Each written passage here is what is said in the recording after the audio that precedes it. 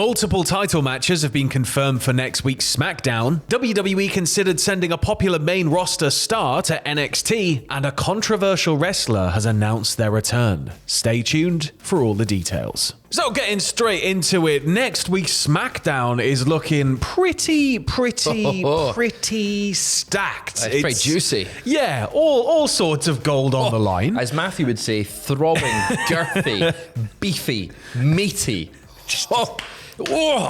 And all oiled up as well. Oh, yeah. Gunther is going to be defending his IC championship against the New Day's Xavier Woods after they had an interaction backstage on last night's SmackDown, which led to the match being confirmed. Plus, new WWE Women's Tag Team Champions Liv Morgan and Raquel Rodriguez are going to be making their first defenses of the belts against Chelsea Green and Sonya Deville, who just give them the belts.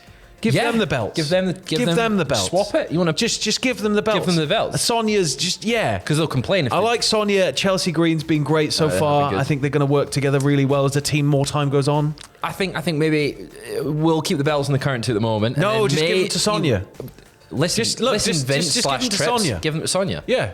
What's your problem? Yeah, they're good. They're cool. They're cool guys. We've also got a non-title match featuring the Viking Raiders taking on Ricochet and Braun Strowman as well. So, yeah, it's... next week's looking like a pretty good SmackDown. I can't wait to grade it. Yeah, like leading into the everything we're gonna have going on with the draft. I think it's a particularly juicy prospect to have these titles on the line. Hopefully Gunther is going to keep hold of that IC championship. Something's telling me he Xavier. might be...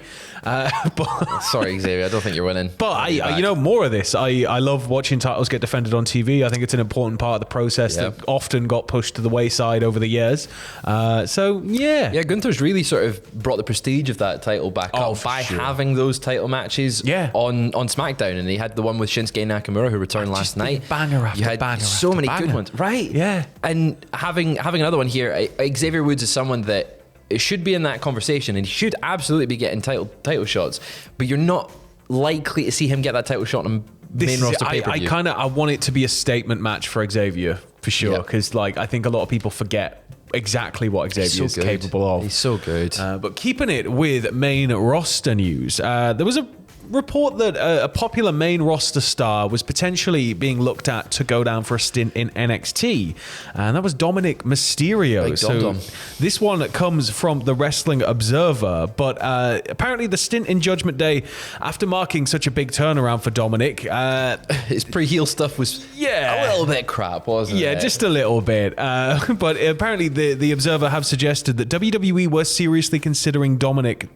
going to NXT before the decision was made to have him join Judgment Day instead, and I think that the right decision was made in the end. It was a big dubs for Trips right there. While I think Dominic would have been able to go to NXT and have an amazing run there, don't get me wrong, I think he'd be a completely different type of star, but he'd still be equally as big a deal, because look how naturally he's taken to everything he's been doing. He's one of the best heels they've got. Just having him out there in front of camera, the ability to have him go back and forth with Ray in front of a large audience. It's a family story. It's an identifiable story. It's something that most people can kind of latch onto in some way, relate to, right? Family feuding, family kind of in a fights and everything. Yeah. So I think that it's just largely been a massive coming out party for both Dominic and Rhea, the Judgment Day, rather than anything else. But them together, Dom is learning from some of the best. He's got Finn, he's got Damien, he's got Rhea. Now, him and Rhea are around the similar age, but Rhea's been in the business a fair bit longer. So he's learning from someone who he clearly gets along well with, and it's like he had one. It's like he had one homeschool tutor in Ray, and now he's just got like an elite class of tutors plus he's Ray. He's off to uni, and he's like, oh my god, I can learn other things. I don't need to do this, Dad. Look at all these cool things my lecturers taught me. It'd be really interesting to see how he would have actually fared in NXT, though. I think he would have. I don't think he would have been one of the top guys, and right now it is actually safe to say that he is one of the top guys in WWE's current storytelling. He's had that long feud with Rey Mysterio. He had a big showcase at WrestleMania. Yeah. He's one of the top guys right now. in NXT, I feel like he might have fallen to the wayside and wouldn't be as good as he is right now. He's learned so much in the main roster that he wouldn't have learned in NXT. I think that, he's further along than he would be if he had stayed in NXT, but I think that while it would have been a slower burn initially, maybe, because there's that novelty factor there. It's like when you look at Ava Raine and everybody's, it's The Rock's daughter, and it's like, it's going to take a long time for that to stop being the first thing people say. I think that with Dominic's position on the card, that's while it's a central part in the story, Dominic's very much coming into his own now. So I think you're right on that. We might not have seen that WrestleMania match because Ray might retire at some point before Dominic had maybe got a promotion. None of those vitriolic promos at his own family. It's been so good. It's just such a right call to get him up there on the main roster straight away. Moving over to the news now that a controversial wrestler is announcing their return. This one comes from this week's Wrestling Observer newsletter. It was revealed that Tessa Blanchard is planning on returning to wrestling and will tour Canada with Canadian Wrestling Elite through May. Now, Tessa is controversial. There were allegations of racism a while back. There were allegations of being difficult to work with. There were some people going so far as to say she held up Impact Wrestling, after they'd kind of booked her and pushed her in such a way that she was a central star with the company. But you've got to, think that Tessa has been on this journey for a long time. Hopefully, it's we all grow as people. Yes. And hopefully it's something where, we're going to see a new Tessa. Hopefully so. Like, obviously, when you see someone that's had a bit of a bad track record return to wrestling, your immediate reaction is sort of like, well, it's not a good space for them to be back into. Yeah.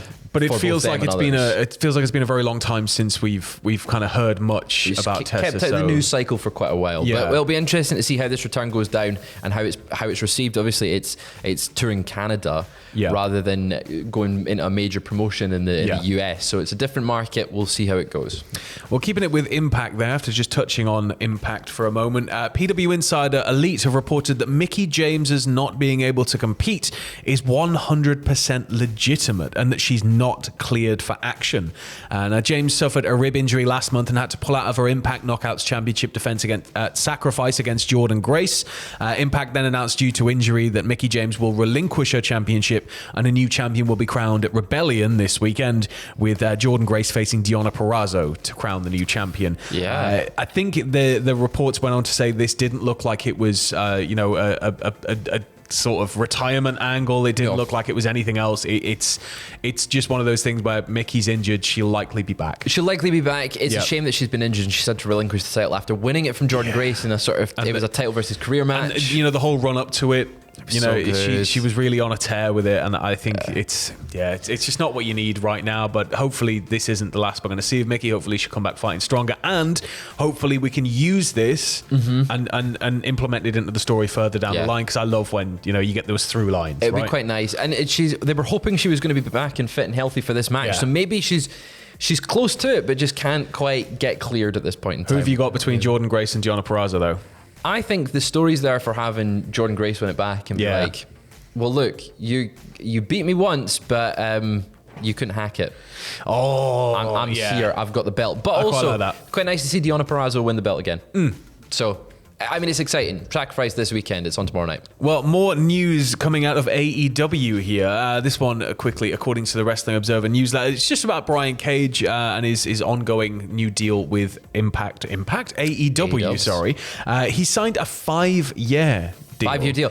Considering he was working without a contract for quite a while and was like, guys, I don't know where I'm going. I could be going to WWE, I could go Ring of Honor, I could go AEW. He's one of those figures, he can be quite divisive among the fan base, where people are like, oh, I love him, or like, I'm not really that bothered. And it was sort of, I think that there's something there in Brian Cage for AEW, and I like that he's now secure with the company for so long. Yeah, I mean, but also nobody looks like him. He's got that look that is very, very unique. He's got a moveset that's very, very unique. Aside from the F10 being an F5 and an extra spin. But he does have a good look, and hopefully AEW can utilize him properly, because he himself has also been critical about his place on the card. Obviously, he's now in Ring of Honor as well, so we'll see him on that card. But Swerve and the Mogul affiliates and the Embassy have now merged, and they're now a thing that's together. So he's back on Dynamite. Hopefully these 5 years though means the company is thinking long term. It's the company's maybe thinking about having Brian Cage, come out of a situation, take another good run at it after a while, and maybe we see Brian Cage in a top position at some point. Possibly. So we'll find out as time goes on. But we're going to close this one out with some news regarding Vince McMahon, SmackDown, the ongoing situation, the puppet master pulling the strings. It was me all along. Wow. What's going on? He looks like a puppet as well. He does look like a puppet. He looks like he's been kind of Ron sealed, doesn't he? He's a Muppet, that's for sure. This one, it comes from PW Insider Elite. Now, apparently Vince McMahon was not backstage at last night's SmackDown, but he did go over the plans for the show and changes were made to the script. The report notes that they heard differing versions as to how deep the changes were made. Alongside this, the Wrestling Observer reported that Vince McMahon is the one in charge of the company, and so what he wants is what will happen, as I think we all know. But for now, the creative team's going to be mostly in charge, with the exception of if Vince wants something, then it happens. When it comes to the stuff at the top of the card, the report notes they are ultimately doing what he wants in that area.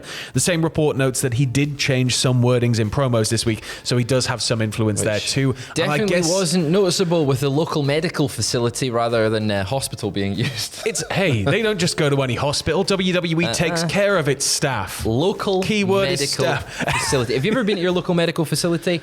The phone lines are jammed before 8 a.m. and you can't get an appointment. All the WWE stars ringing up just to have a natter. Hi, can I get an emergency appointment? Nah, nothing's available today. It's not surprising, this report. I think, when you look at it in terms of no matter where you sit on the Vince argument, no matter how you see it, no matter what you think, no matter how you feel about the company and their future moving forward, whether the sale was a good idea or not, whatever, this is Vince's train set. Yep.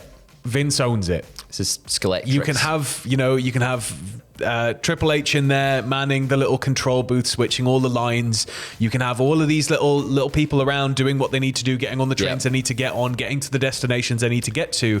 But ultimately, Vince is the one that turns the plug on and off at the wall. So what you're saying is Triple H may be Thomas the Tank Engine running the ship at the moment, but Vince McMahon's the fat controller. Well, no, technically Triple H should be the fat controller. Vince McMahon would be Ringo Starr.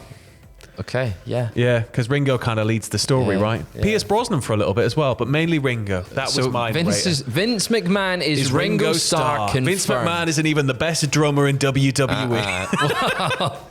Hopefully he doesn't make too many further changes to SmackDown, because it's been a very good show recently. I think, this is what we're going to see moving forward. I think it's just going to be a case of here's what we want to do, and he's going to keep just kind of going, I want this, but maybe it'll eventually mellow out. Once they get into the workflow, you got to think, you can put about 6 more people in the line to Triple H's phone so that we can buy an extra 5 minutes, and as long as he's watching the show on a 5-minute delay, you're too late. Just to have Triple H change his number.